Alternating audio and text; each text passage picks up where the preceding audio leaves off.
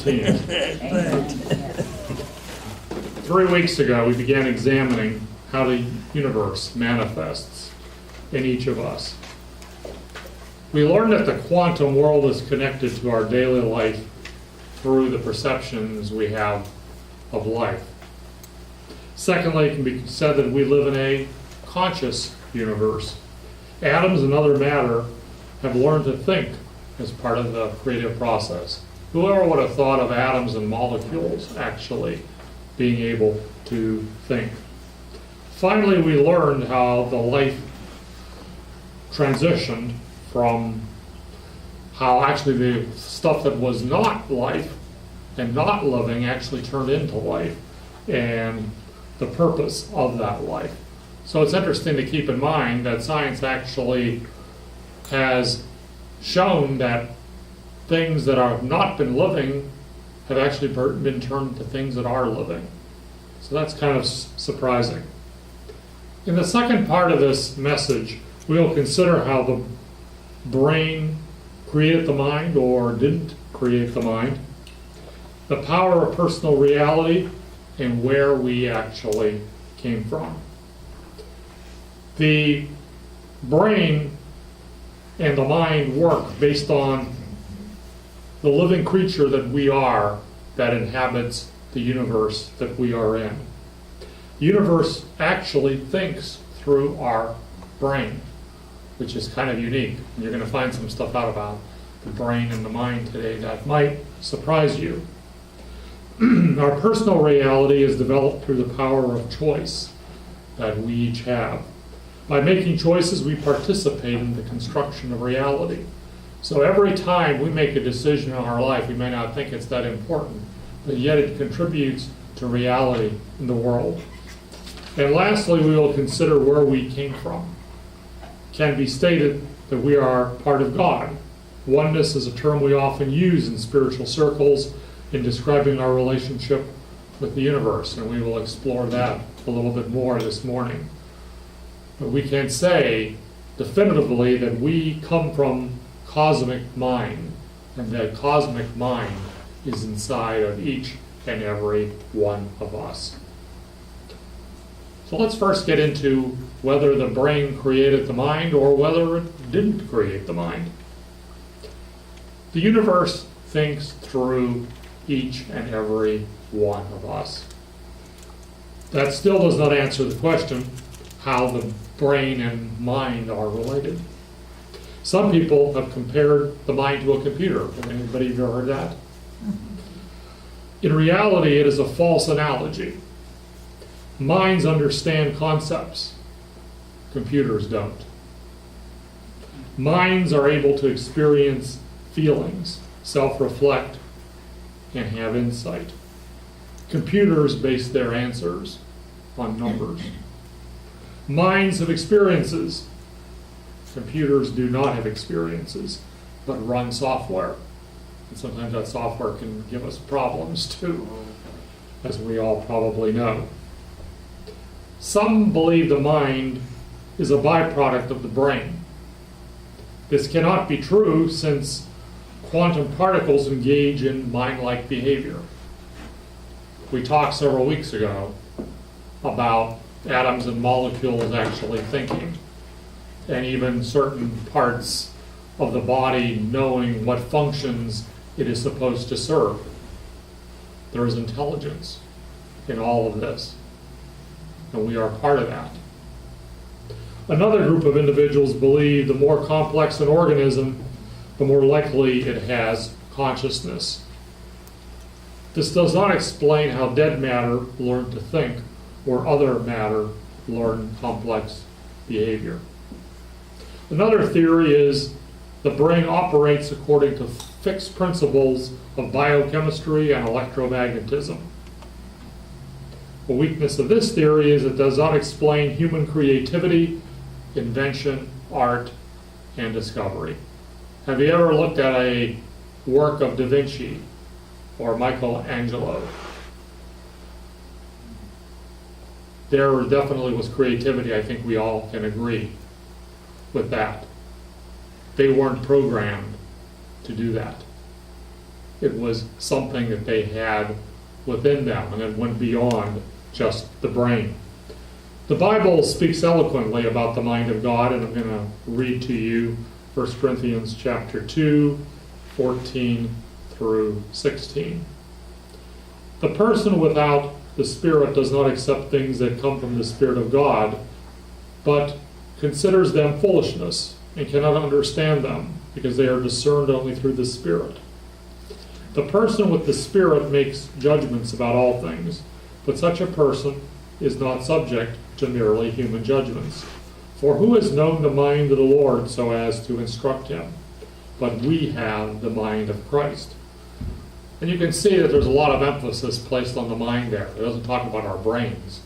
It actually talks about the mind of Christ. The importance of the mind can be illustrated by music. The mind chooses the kind of music it likes, not the brain. If we were pre-programmed, we would like a particular type of music. Everybody would like a particular kind of music, and that is not the case. Our brain is not hardwired to a particular culture or sound. Choices and preferences can be changed. Music is personal. It is part of human nature. We listen to music, not to neurons. The basic elements of consciousness are absent from the brain. The brain has no idea that it exists. Have you ever thought about that?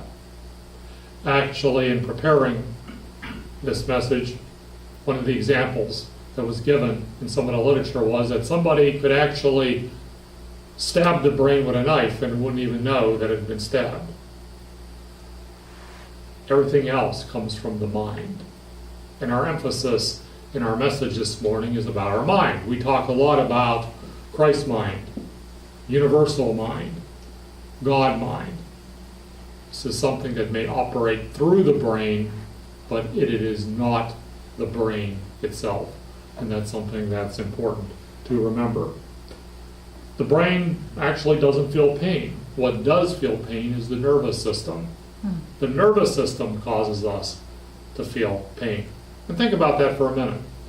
It might seem silly to think that if the brain got cut with a knife, that it wouldn't feel it. But think about it. If somebody has their nervous system damaged, they could touch a hot stove and get burned and not even know that they're getting burned. So those same principles would apply with any other part of the body as well.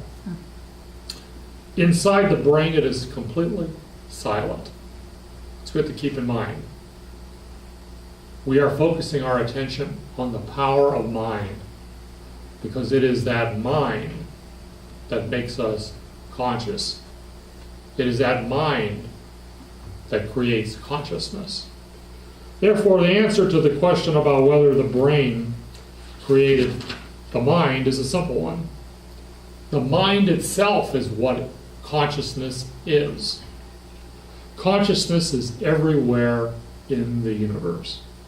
Consciousness exists at all times and in all places. We are creative because the universe is creative. The human mind evolves because it was built into us by the universe. Our lives have meaning because the universe drives us toward purpose and truth. At all times, we are being driven by the universal mind. And that's something that's good to keep in mind. We are part of something that's much larger than our individual selves, but yet we are a part of that bigger thing as well. The second area we're going to talk about this morning is the development of personal reality. Mind, like behavior, is not the property of matter. Cosmic mind can take on the properties of matter. We participate in the choices made by the universe. Human experience helps to explain the cosmos. And undoubtedly that's because we've participated in the evolution of cosmic mind. We experience the universe through choice. Anytime we perceive something in a particular way, we are perceiving a mental creation. Perceptions come in three types. There are perceptions we can't change, other perceptions we can change. Finally, there are perceptions that can sometimes be changed and sometimes cannot be changed. We're going to focus on the third type, those that sometimes can be changed and sometimes that cannot be changed. Both particles and people can make decisions. So we talked 3 weeks ago about how atoms and molecules make certain decisions. Well, how would they make a decision to make a certain body part? Think about that. And how would that body part know what it's supposed to do?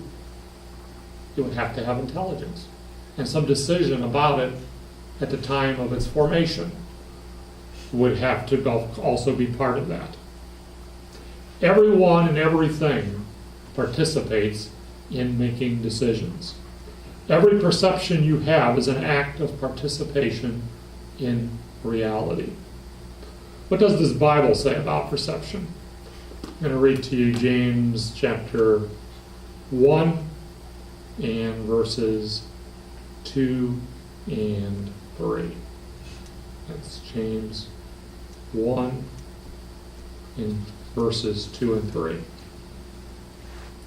Consider it pure joy, my brothers and sisters, whenever you face trials of many kinds, because you know that the testing of your faith produces perseverance. As we can see from this verse, we determine and characterize the experience we are having. What can you change just using your mind? We have the power to change our perceptions of the world. We can give plenty of examples of that. We've heard many experiences of those that were in the concentration camps of Nazi Germany and the work of Viktor Frankl in particular. The one thing that those that were holding those individuals captive was there was one thing they couldn't control. They couldn't control how those in those camps actually thought and felt. We have taught many times that we can choose to be happy. We can choose to have joy in our life. We can perceive something in a way that somebody else has not perceived it. Our whole life is full of perceptions. In science, this is called qualia. Qualia. Qualia refers to how we experience life, not how we measure it. Our perceptions are subjective. Nonetheless, this is what gives meaning to life. At the same time, according to Albert Einstein, everything in life is relative. Anything we see in the world out there actually can only be understood because it's really inside of us. We are sort of out picturing from what's in us to what is out there. We can make choices about the perceptions we have. For example, maybe we have gone through a divorce or some difficult relationship. We can see it as a challenging or difficult relationship, or we can see it as a learning experience. You can see how the two perceptions are very different. Constantly, we are evolving based on the circumstances we find in ourselves. The evolution of consciousness sees beyond where we are at in human consciousness. We already see many of the items being discussed about in our society, about a more just society, as things that will likely occur in the next 25, 50, 100 years. Just look back 100 years ago and see where we were at. We were almost just on the verge then of women getting the right to vote. And it's only just about 100 years. It'll be 100 years, I believe, next year sometime, or late this year when the legislation might have been passed. So where do you think we're going to be at 100 years from now? Who knows? But some of those seeds are already being planted in our own consciousness. And that consciousness is being shared with all of society. In the human universe, we are being propelled beyond our current abilities. Sometimes I look at the technology that's out there and it's just amazing. I was in Columbus on Thursday because I'm going to be teaching a class in Columbus in May on Monday nights. And my classroom is going to be connected with another classroom in New Jersey. So they actually opened up a window to the New Jersey classroom, and it was like the New Jersey classroom was right inside the Columbus classroom. Wow. Can you imagine that? How far we have come from a technological perspective. But technology is not the most important thing in life. What's important is our relationships with one another. And that's evolving too. Because all we need to do is go back about another little over 150 years and we still had slavery in this country. Look where we are at now. And just think where we might be able to be not too far from now as well too. And some of those seeds have been planted in our own consciousness. Cosmic mind is pushing us to greater heights at greater speeds.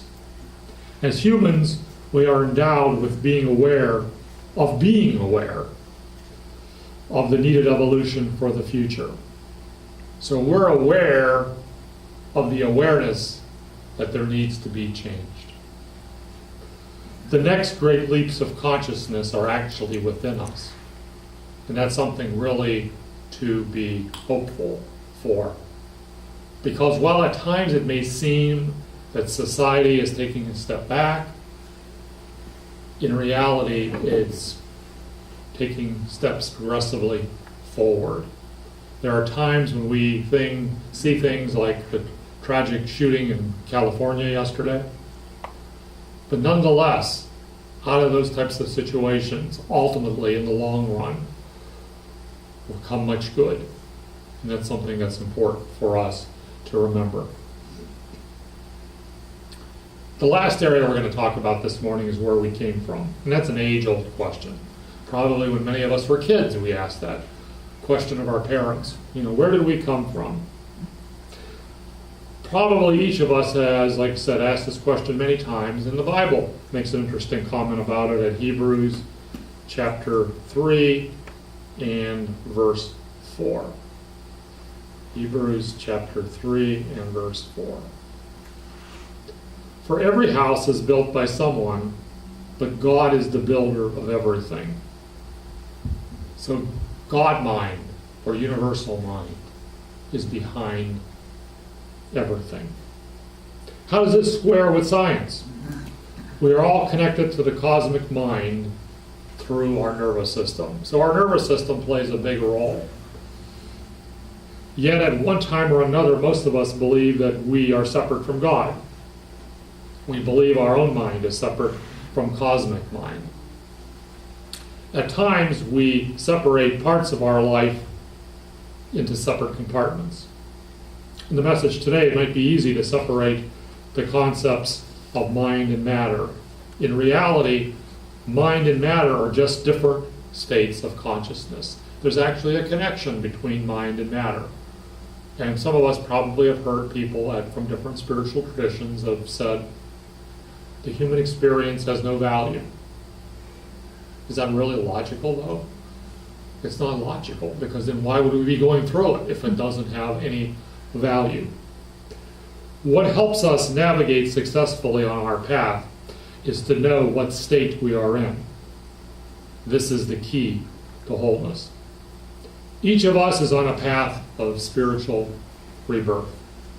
By looking at the universe in a different way, a new reality or a new universe is created for us. The basic creative reality is oneness, not separation. We only seem to be separate from one another. And again, that is really nothing but a perception that we have adopted. A term that can be used to describe oneness is monism, M-O-N-I-S-M. This is the opposite of dualism, where there is pain and pleasure, good and bad, and what you like and what you don't like. It is an either-or world, and that's how it's presented for us. It's presented for us by our politicians, by people in business, and by people in other areas of life as well. In a dualistic world, you see yourself as an isolated individual. You are working hard to survive in life, and you have fluctuating mental states. One day you might be really happy, and another day you might be down in the dumps. That's part of dualism, something our society and our world accepts generally. But in reality, that's not the case. When you experience oneness, you believe the universe is in you. You believe that consciousness is present in everything. That all separate activities are one activity, and you know who you are.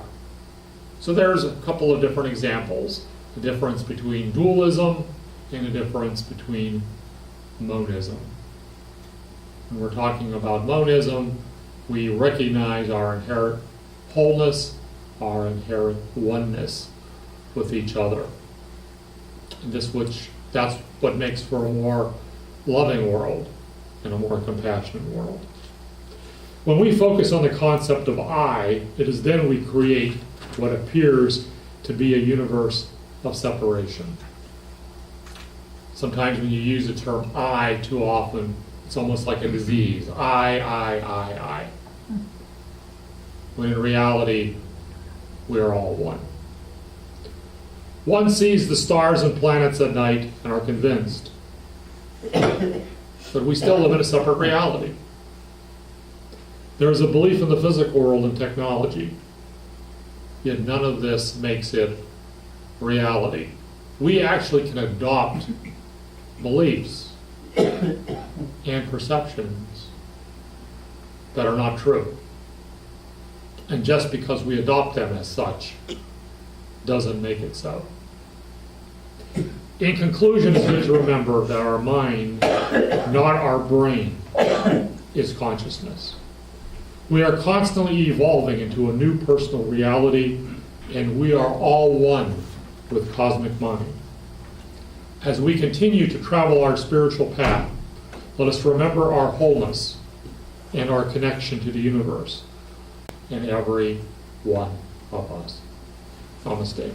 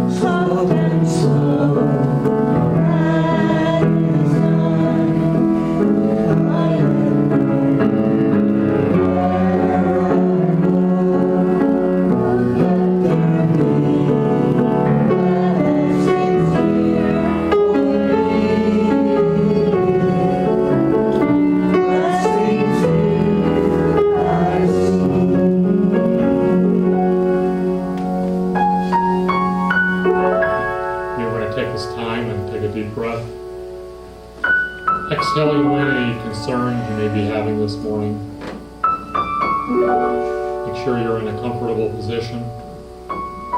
Your feet firmly planted on the floor. And if you so choose, you may want to gently close your eyes. The Christ essence in me is my guiding light.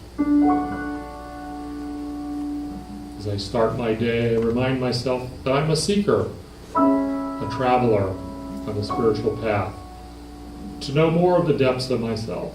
I respond to that call, the stirring within, that inspires me to pursue my spiritual evolution. My divine identity desires to be revealed more and more. As I learn and practice spiritual truths and apply these principles in my life, my faith strengthens and my trust in divine life grows.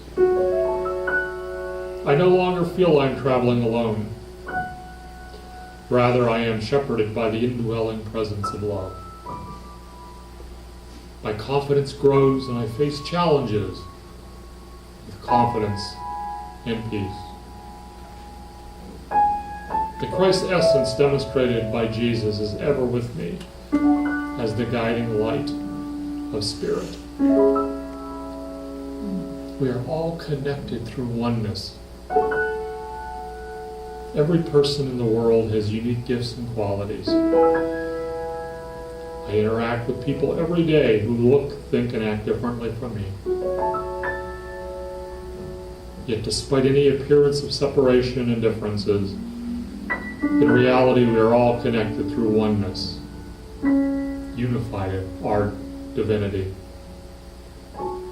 I choose to live from this truth by treating others with love and kindness.